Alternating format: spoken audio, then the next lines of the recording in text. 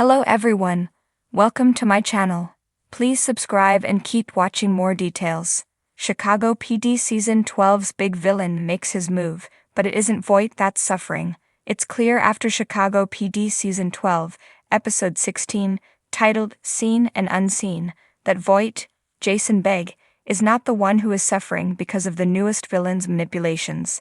Throughout Chicago PD Season 12, Deputy Chief Supervisor Charlie Reed, Sean Hatosy, has been a constant thorn in Voight's side, keeping a watchful eye on the intelligence unit for his own reasons. In order to operate effectively, Voight needs to rid the department of Reed, but it's not clear yet how he can do that. Reed began to show his true colors after Burgess, Marina Squirciati, became a detective. Burgess planned to transfer to a different unit for additional training, but the newest member of Chicago PD's Season 12 cast vetoed that plan, reassigning her to intelligence and making it clear she now owed him a favor. While Reed intends to take Voight down, the entire intelligence department is at risk, and Burgess is more caught in the crossfire between Reed and Voight than anyone else. Burgess is suffering because of her situation in Chicago PD Season 12. Burgess has been unable to break away from work long enough to enjoy time off with Ruzick, John Patrick Pfluger, and Mackenzie Ramona Edith Williams in Seen and Unseen. She brings home paperwork to try to sneak in family time while working, but is unable to concentrate while Ruzick is helping their daughter with her homework, and thus heads daily to a local diner, which eventually becomes the scene of a deadly shooting. This setup kicks off a fascinating case in which Burgess has to rely on her memory of people she's seen on her trips to the diner in order to determine who killed a bunch of patrons and employees. However, it also points to a deeper problem. While TV cops often have to drop personal plans when a case comes up, Burgess should not be burdened with so much paperwork that she can't spend any time at home with her family between cases. Burgess receives an email from Reed just as she's about to head home, which is what drives her decision to take paperwork home with her. She feels forced to bring work home because there is no way she can get through her entire workload, including the paperwork that goes with it, if she takes any breaks. Furthermore, she feels trapped by Reed's demands, which he set up intentionally when he transferred her back to intelligence. Reed made it clear at the time that he was doing Burgess a favor, even if she never asked him for it. Reed's manipulations leave Burgess uncomfortable with asking him directly to reduce her workload. She doesn't want to seem ungrateful or rock the boat.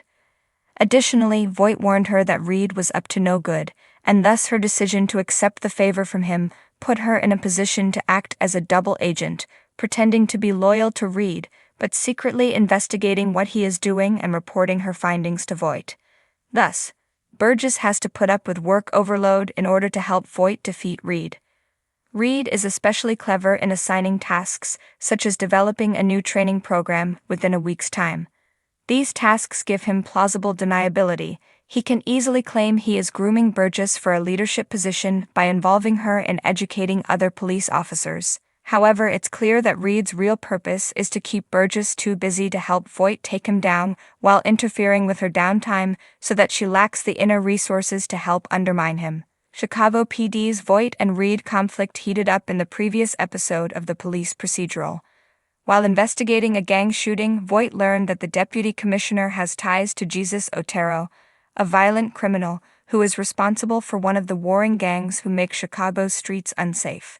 He confronted Reed about his ties, but Reed defended his actions, saying that it was simple math, one for the greater good, and arguing that keeping Otero on the streets was the right move because he was less violent than other gang leaders. Unsurprisingly, Voight immediately went to Chapman and vowed that the two would work together to prove Reed's illegal activity and get him removed. It's likely Reed is aware that Voight has made this move, and thus has to make a countermove. Thus, Reed is overburdening Burgess, keeping her from investigating cases by demanding she develop training programs for the department while making it impossible for her to have any time off. This power move undermines Voight by trapping one of his strongest allies in pointless paperwork and signals that Reed won't go down without a fight. Voight tends to be a lone wolf. He's more comfortable protecting his officers from fallout from their bad choices than allowing them to help him protect the department. Voight's ability to strategize and to keep parts of his true mission secret from those he doesn't believe need to know, are strong assets when he needs to break the law for the greater good. However, these strengths become liabilities in the current situation. Although Voight is Reed's primary target, he's willing and able to take down the whole intelligence department in order to achieve his objectives. The strongest defense to this type of attack is for Voight's team to present a unified front. However, this is not possible as long as Voight keeps various team members in the dark about his plans. Refusing to tell everyone in intelligence what is going on weakens Voight's ability to counter Reed's manipulations, which is not a risk he should take in such a high-stakes conflict.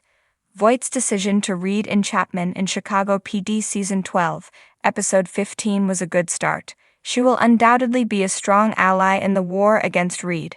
However, Voight needs to go further and share his plans with Ruzick and Burgess, if not with the entire intelligence unit.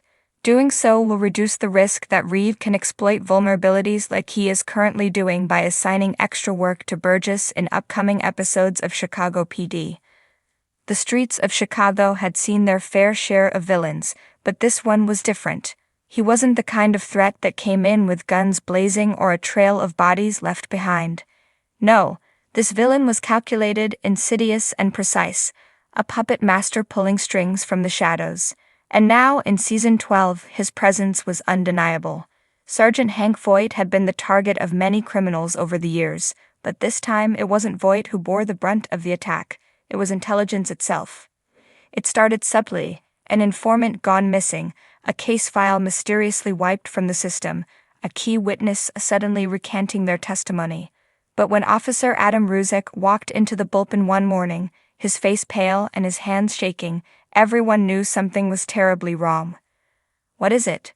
Jay Halstead asked, standing from his desk, sensing the tension in the air. Ruzick swallowed hard and held up his phone. "It's Kim." His voice wavered. "Someone sent me a video." The entire team huddled around as he pressed play. The footage showed Detective Kim Burgess tied to a chair in a dimly lit warehouse. Her face was bruised, a thin cut above her eyebrow dripping blood. A voice, distorted beyond recognition, spoke over the grainy footage. "You took something from me, so now I take something from you." The video cut out. Silence choked the room. Voight's jaw clenched. "Get me a location. Now." Trudy Platt appeared in the doorway, her face unusually tense. "It's worse than that," she said. "Upton's missing too." A double blow. Both Burgess and Haley Upton had disappeared overnight, and the team had no idea who was pulling the strings. The villain had been watching them for months, waiting for the perfect moment to strike. Unlike the cartel leaders, mob bosses, or street gangs that Voight's unit usually faced, this was someone who understood the system as well as they did, someone who knew exactly where to hit them where it hurt. They called him the Architect. He wasn't a thug or a hired gun, he was a former federal agent with a grudge, a man whose career had been dismantled by Voight's aggressive tactics years before. He had spent the last year infiltrating their systems, bribing informants and setting traps that wouldn't just hurt them physically, but would destroy their reputations, their trust, their very identities as officers of the law. And now he was making his move.